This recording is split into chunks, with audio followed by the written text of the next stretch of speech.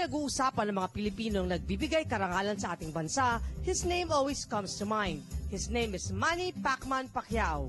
Karangalan, lumalaban ako, lahat ng Pilipino nanonood at siyempre pinag-uusapan sa buong mundo. Subalit bukod pa sa kanyang ipinagmamalaking lakas at tapang, may malaki rin daw pagbabago sa kanyang pagkatao. The old Manny Pacquiao has gone and the new Manny Pacquiao has come. Kabilang sa mga pagbabago niyang ito ay ang pagtalikod niya sa mga bisyo na naging mitsa ng ilang iskandalong kinasangkutan niya noon. Talagang turn to 360 degrees sa pagbalik loob sa mahal na Panginoon at iniwanan natin yung mga buhay na karangyaan, yung pagsusugal, pag-iinom, mga pangbababae. Iniwanan natin lahat yan at yung mga natitirang time natin sa aside from work, inukol natin sa pagbabasa ng Biblia, sa serbisyo sa Kanya. Malaking bahagi ng pagbabagong ito ni Manny ang gabay at inspirasyong nagmumula sa kanyang may bahay na si Jinky. Maganda naman talaga yung asawa ko at ngayon maaliwalas yung mukha, wala siyang problema at ang sarap, nandiyan kami sa tamang daan at nagsiservisyo sa Panginoon at laging nagbabasa sa mga salita ng Panginoon.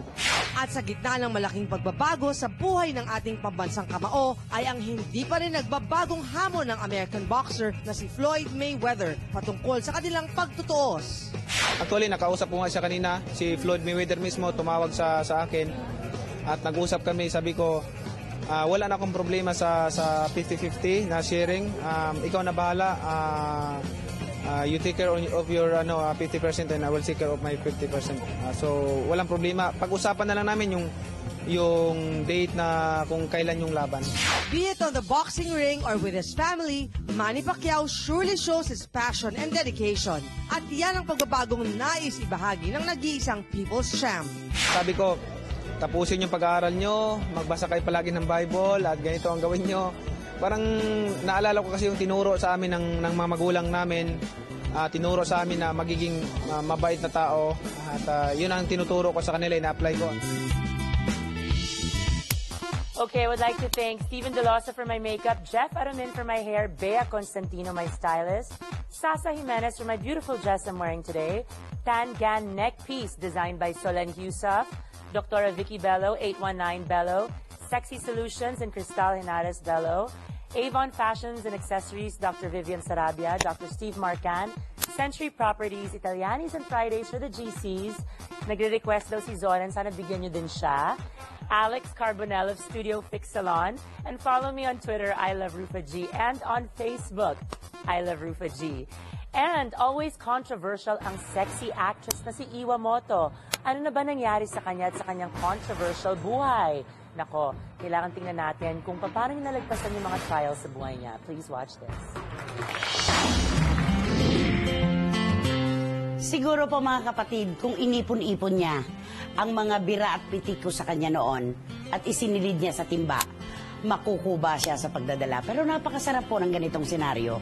Pagkatapos ng mga negatibong bagay sa pagitan namin, heto na po ang pagsisimula ng isang magandang pagkakaibigan. Magandang hapon po at syempre magandang hapon sa iyo, Miss Iwa Moto. Hello po, Kumusta ka na? Okay naman po. Okay na. Gusto kong mas makilala kita ng mas malalim para maipakilala rin natin sa publiko kung sino ka ba talaga. Ilang taon ka nung umalis ang daddy mo dito o nung iwan ka ng ama mo? 3 taon po ako noon. 3 taon? Opo. Bumalik po siya nung mga nasa 12 years old na po. Meron bang komunikasyon sa pagitan ninyo? Sa pagitan ng 3 taon ka hanggang 12? Wala po. As in, akala po namin na wala na po talaga siya. Kami-kami lang po ng mga kapatid ko at saka ng mama ko yung magkakasama. Tapos, ano po, minsan po, alam mo yun, kahit na malungkot, kailangan mag-move forward, kailangan. Nabigyan naman siya ng pagkakataong muling makita ang kanyang ama na naninirahan na sa Japan. Taon-taon ay dumadalaw ito sa kanila, pero hindi rin yun nagtagal. Naputol ang kanilang komunikasyon nang magsimula ng pumasok sa showbiz si Iwa. Dumating ang panahon na heto na, pwede na kayo magkita ng daddy mo, di ba? Kung kailan gusto mong humabol sa panahon, saka naman pinagkaitan ka. Paano nangyari yun? Yung nagpunta ka ng Japan, May nagpakilala po sa akin na foundation. Tapos sabi nila, gusto ko ba daw hanapin yung papa ko? Sabi ko, sige po, para malaman ko kung buhay pa kasi wala po akong balita. Yung pala, nakakulong na pala siya. Yung papa ko po kasi yakuza. Nagkaroon po yata ng trouble, hindi ko po alam. Kasi tuwing magkasama naman po kami, never na pong dinaramdam sa amin yung trabaho niya. Paano ang unang pagkikita nung nakapiitan daddy mo? Sa kulungan po, bago kami makapasok, mahabang po muna process. Interrogasyon. Opo, tapos nung nakita ko na po siya, lumabas po siya sa, naka-wheelchair na po siya. Tapos, May sakit na. meron na po, may cancer na po siya sa liver at saka sa bone. Okay, so, nagawa niyo ng paraan na makalabas? Nakalabas po siya. Tapos, nung nakalabas na po siya, dumalaw po ulit ako. Kaya lang nakita ko na siya na hindi na makalakad. Hinang-hina na po at saka sobrang in pain na po siya. Masakit po. Masakit kasi, syempre, gusto namin makasama siya.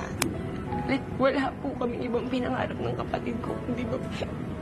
Mabulang po yung pamilya namin. Tapos, alam mo yun, kahit na hindi naman po sila magkabalikan ni Mama, pero yung mataman lang ulit namin na may tatay kami.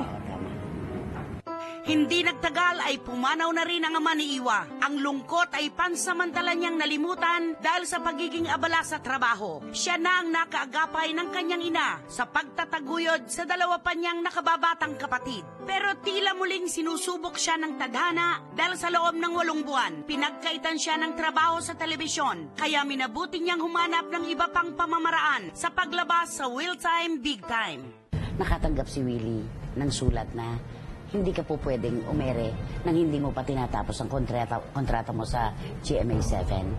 Nagpadala ng sulat ng abogado mo. Anong nakalagay doon?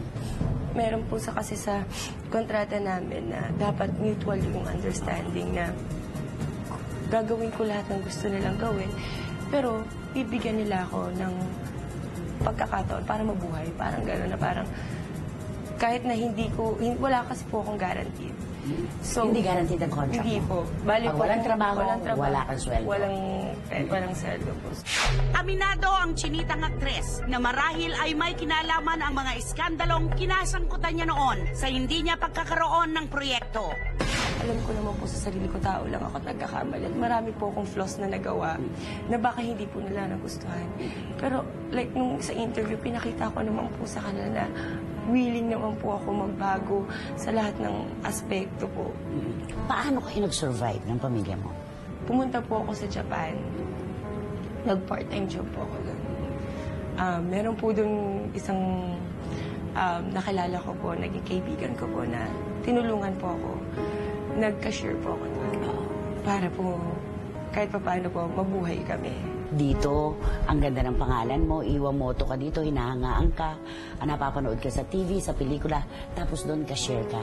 Anong iniisip mo ng mga panahon na yun? Nung umpisa po malungkot, kasi andun na ako na alam ko sa sarili kong hindi naman ako nagpabaya kasi lahat naman po ng nakatrabaho ko, kahit sino pong talungin ng mga boss ng GMA, hindi pasaway po yung tag sa akin dahil siguro makulit ako. Pero professionalism-wise, hindi po sila nagka-problema sa akin. Wala po. Ang naging problema lang po siguro nila nung nagkaroon po ng iskandalo na nadamay po ang pangalan ko. At nang pumutok na nga ang kontrobersiya at iskandalong kinasangkutan ni Iwa noon, ay nanatiling tikom lang ang bibig ng sexy actress. Hindi po ako nahihiyang aminin na nagmahal ako at tao lang po ako nagkakamali. Pinairal ko lang yung puso ko. Sabi ko, panahon na siguro para pairali ko yung utak ko. Next take, pag-iwas ni Iwa. Iwamoto, ibinulgar ang tunay na dahilan ng pag-iwas niya noon sa gitna ng iskandalong kinasangkutan niya. Ano nga ba ang mga marahas na insidenteng nagpagulo sa kanyang naging relasyon? Abangan sa pangalawang bahagi ng Caught by Christie. Direct to the point, Derek Ramsey, diretsahang sinagot ang mga intrigang sumisira sa relasyon nila ni Angelica Panganiban. Pero totoo nga bang nagseselo si Angelica kay Bea Alonzo? Abangan, mamaya na!